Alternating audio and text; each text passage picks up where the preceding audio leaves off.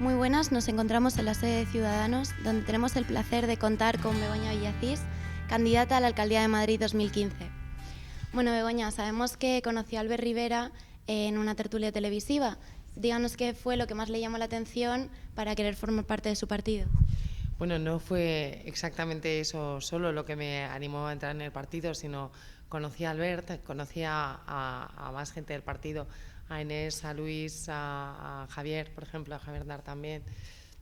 Y me llamaba la atención y me gustaba, pues algo que me parecía poco usual, y es que sostuviesen lo mismo delante de una cámara que detrás de ella.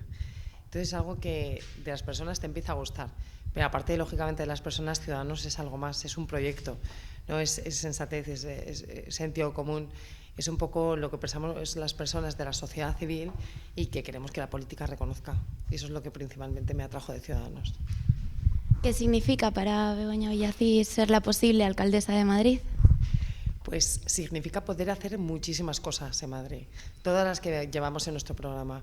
La alcaldía no es un fin en sí mismo, sino un medio para conseguir pues, que los madrileños vivamos mejor, que tengamos más servicios o que se nos devuelvan parte de los servicios que se nos han restado, que podamos pagar menos impuestos, que el metro venga cuando tiene que venir y no como viene ahora, que tengamos un ayuntamiento que sea sostenible, es decir, no la superestructura que se ha montado, realmente donde pueden anidar pues, muchas personas de los partidos. No, eso no es lo que tiene que ser un ayuntamiento tiene que estar al servicio de los ciudadanos.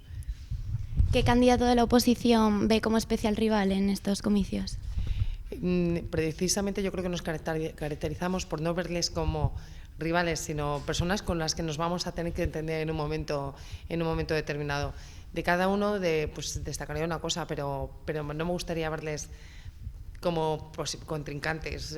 Sí, lo son, evidentemente, ¿no? Pero no son mis enemigos, ni muchísimo menos, ninguno de ellos. Bueno, actualmente contamos con Ana Botella al frente de la Alcaldía de Madrid. Si usted llegara a la presidencia, ¿qué cambios considera que deberían realizarse en la política madrileña? Pues desde la alcaldía se podrían cambiar muchas cosas. Para empezar, el tipo de hacer política. Tradicionalmente venimos acostumbrados a una política de desencuentros. Es principalmente eso lo que cambiaría para empezar. Yo creo que tenemos que evolucionar hacia una política de encuentros, no solo destacar aquello que está proponiendo el otro partido como malo, intentar destruirlo, desmontarlo y destruir ya de paso al enemigo, sino buscar puntos de encuentro y tratar de pactar, tratar de dialogar y sacar las cosas adelante, porque en definitiva todos tenemos un fin común, que es servir a los madrileños. Entonces nos tenemos que entender.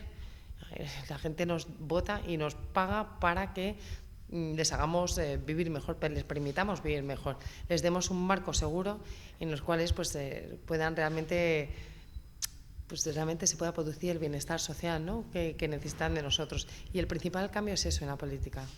Sí. Y personalmente, ¿usted qué valoración puede hacer de la gestión de Botella? Creo que ha sido una política un poco continuista, en el sentido que tampoco ha habido un modelo de ciudad al que nos dirigiésemos. Ha ido dirigida más que nada a un recorte de la deuda sistemático y no se han tenido en cuenta otros factores. Y a mi juicio, o a mi entender, yo creo que el orden de prioridades, cuando ha habido que recortar de algunos lados para hacer frente a la gran deuda que habíamos asumido, yo creo que no son las prioridades que yo hubiese adoptado.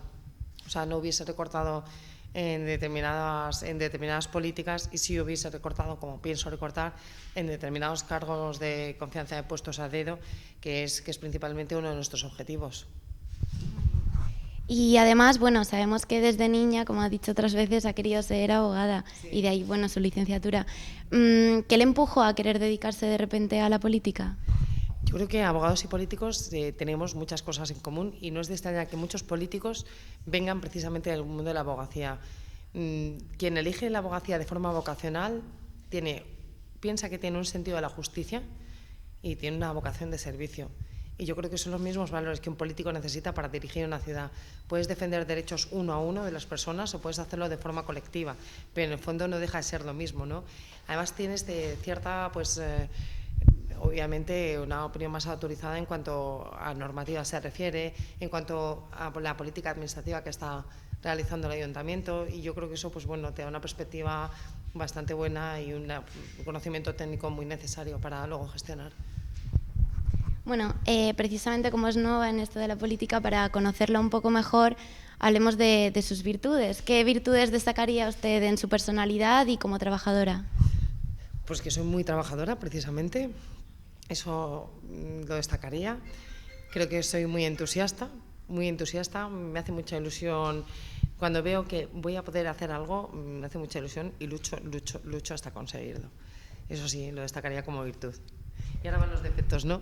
Bueno, sí, por ahí van. Pero bueno, antes de empezar con los defectos, hablando de virtudes, ¿qué cree que fue lo que le empujó a que, bueno, que se impusiera en las primarias con un 60% de apoyos al otro precandidato, a Jaime Trabuccelli? Eso habría que preguntárselo a los afiliados, la verdad, pero yo creo que mi cercanía, yo creo que me relacionaron muy bien con el proyecto Ciudadanos y mucha gente lo vio así. Entonces, pues mira, aprovecho cada vez que tengo una oportunidad de hablar de esto, aprovecho la oportunidad para agradecérselo a toda la gente que me respaldó y me permitió empezar a convertir mi sueño en realidad. Bueno, y como bien has dicho, los defectos, ¿cuáles son los miedos o debilidades de Begoña Villacís en esta nueva profesión que es la política?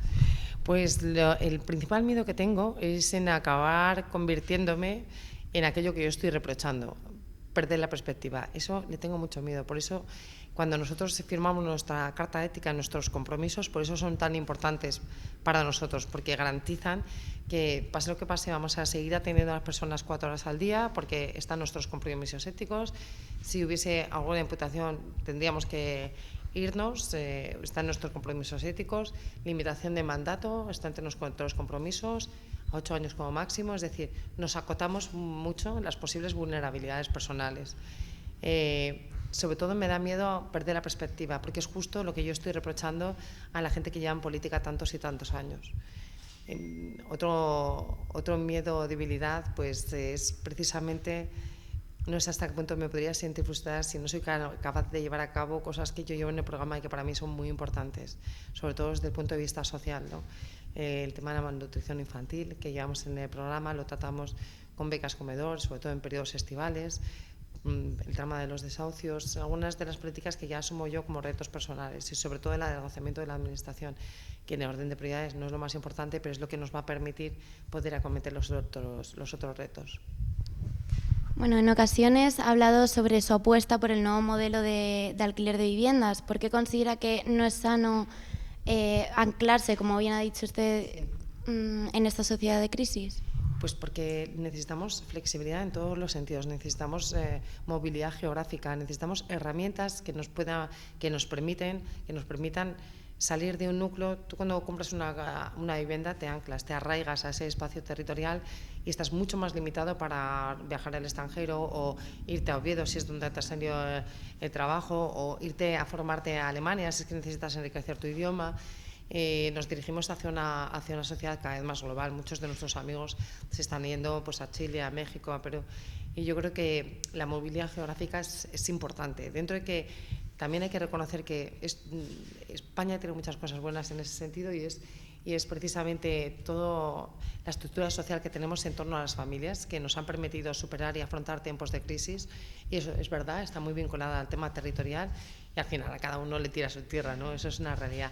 Pero es importante que también concedamos al alquiler un espacio, como sobre todo para permitir criterios de flexibilidad y para no tener una dependencia tan alta de los bancos en el sentido de que te tengan que conceder una hipoteca o no te la conceda. Bueno, el pasado domingo, 10 de mayo, apareció Albert Rivera, líder político del partido, se sentó en el Chester de Pepa Bueno y, entre otros temas, habló de la idea de legalizar la prostitución con el objetivo de mejorar los derechos sociales de las prostitutas. Usted, como licenciada en Derecho Tributario, ¿ve viable y laboral, ve viable dicha legalización? Y, de ser así, ¿de qué manera podría llevarse a cabo? No es una legalización, es una regularización, es decir, es regularizar la situación. Pues sí, es lo menos hipócrita. O sea, lo hipócrita es pasar por delante de esas mujeres y hacer como que no existen, que sean invisibles. O sea, condenarlas a ser ciudadanas de segunda. Eso es lo hipócrita. Y además es poco realista porque ahí están, todos lo sabemos. Si nosotros queremos proteger a esas mujeres y otorgarlas una protección ante un posible cese de actividad, una protección ante la jubilación, una vigilancia de la salud, una protección policial, discriminar las voluntarias de las no voluntarias, definir unos espacios donde puedan hacerlo sin riesgos, sobre todo, o sea, protegerlas.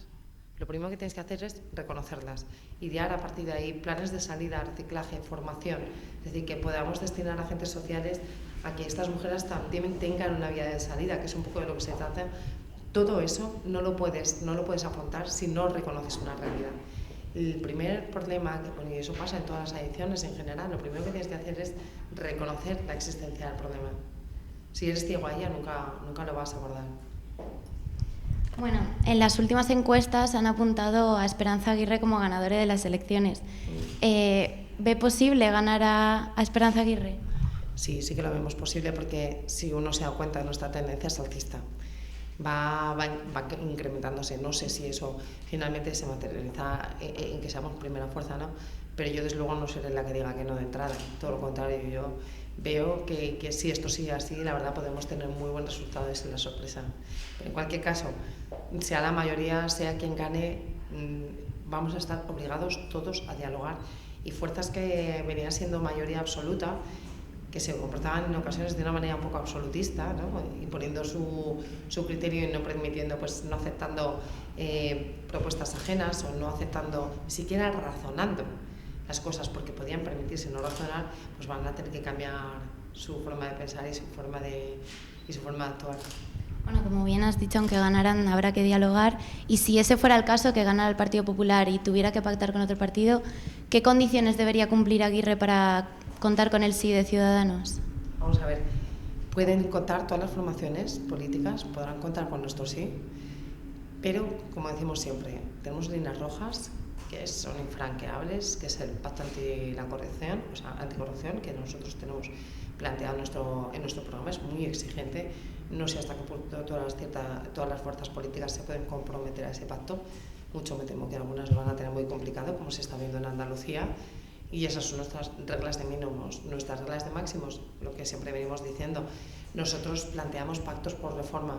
Es decir, que si quiero sacar adelante la bajada fiscal que nosotros tenemos planteada, pues tendré que pactar con las fuerzas que lo lleven también en el programa, y las hay. Si quiero aumentar 30 escuelas infantiles, como llevo en el programa, pues tendré que sentarme a hablar con esas personas que efectivamente así lo llevan en el programa. Entonces, creo que seremos capaces de afrontar un mandato desde los acuerdos, desde tratar de ver qué hay de común en el programa del otro partido. Bien, bueno, hay una ley que especialmente preocupa a lo que son las ciudadanas, y es la ley del aborto. Uh-huh. Usted, como mujer, ¿qué postura tiene ante esta ley? Bueno, es una postura que yo creo que no es exclusiva de las mujeres, porque el aborto al final es algo que afecta a la sociedad. Y efectivamente, probablemente como mujer lo vea con una sensibilidad, además como madre también, pues lo afronte con una sensibilidad muy determinada. Eso es inevitable, eso uno no se lo puede quitar para ejercer de política, ¿no? Y yo siempre digo que derecho al aborto, ¿qué es eso? O sea, el aborto no es un derecho en sí mismo, es verdaderamente un fracaso, ¿no?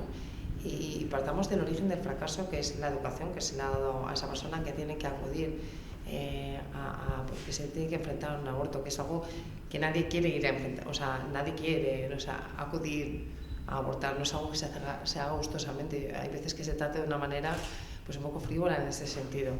¿Qué es lo que necesitamos? Nosotros, plazos supuestos, es lo que defendemos, y ahí estamos completamente de acuerdo, pero también que vayamos un poco más allá, ¿no? Que saquemos conclusiones, saquemos patrones de las personas que se ven inmersas en esta situación, y podamos prevenir situaciones futuras sobre todo para educar, ¿no? Y proteger a estas personas, darles apoyo psicológico, que vayan acompañados, que tengan una protección, aquel que lo necesite. Habrá personas que para ellos no sea un drama, habrá personas que sí, pero hay que tratarlas pues de forma casuística e individual y darles la protección que merecen. Muy bien. Bueno, pues para ir concluyendo y llegar más aún a los ciudadanos, ¿qué 3 primeras medidas tomaría Begoña Villacís para la capital? Pues la auditoría, siempre lo decimos, una auditoría del ayuntamiento en toda regla, que es lo que necesitamos. Reestructuración administrativa, que pasa por eliminar muchos cargos políticos y con el ahorro que nos permitiría conseguir, por supuesto, todas nuestras medidas sociales, las que te he comentado antes, de escuelas infantiles, mayores y tal, y bajar los impuestos. Lo siento, son 4. Lo siento, son 4, pero es verdad. Una parte tiene que ver con examinar cuál es nuestra situación inicial y que no nos importe levantar mantas y lo que haya que levantar. La segunda parte tiene que ver con el ahorro, obtener los recursos necesarios para nuestras políticas, y la tercera parte, una vez que tengamos los recursos, sacar adelante nuestras medidas.